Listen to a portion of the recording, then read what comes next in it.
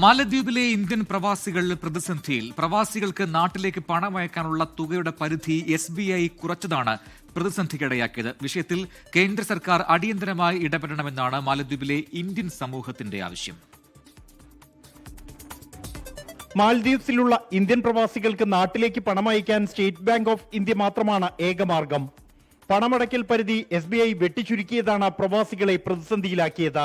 2014 $500 ആയിരുന്ന പരിധി 2023 $400 കുറച്ചിരുന്നു. ഈ മാസം 25 മുതൽ പരിധി $150 വെട്ടിക്കുറയ്ക്കാനാണ് തീരുമാനം. ഇതോടെ പ്രവാസികൾക്ക് നാട്ടിലേക്ക് പ്രതിമാസം 13,000 രൂപ മാത്രമേ അയക്കാനാകൂ. ഈ തുക നാട്ടിലുള്ള കുടുംബത്തിന്റെ ചെലവുകൾക്ക് പോലും തികയാത്ത സാഹചര്യമുണ്ടാകും.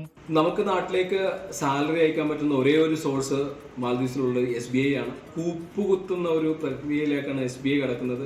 വേറൊരു രാജ്യത്തുമില്ലാത്ത സ്ഥിതിക്കാണ് നമ്മളുടെ സ്വന്തം ബാങ്കായി SBI പെരുമാറുന്നത്.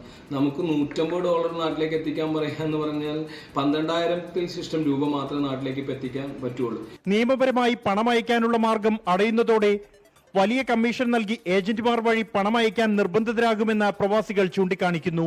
വിഷയത്തിൽ കേന്ദ്ര സർക്കാരിന്റെ അടിയന്തര ഇടപെടൽ വേണമെന്നാണ് മാൽദ്വീപ്സിലെ പ്രവാസികളുടെ ആവശ്യം. ബൽറാം നെടുങ്ങാടി, 24 ഡൽഹി. ലോകത്തെവിടെയായാലും ഏത് സമയത്തും 24 വാർത്തകളും ഓഗ്മെന്റഡ് റിയാലിറ്റി പാക്കേജുകളും എക്സ്പ്ലെയിനറുകളും വിശദമായി കാണാൻ ഞങ്ങളുടെ YouTube ചാനൽ നിങ്ങൾക്ക് സബ്സ്ക്രൈബ് ചെയ്യാം.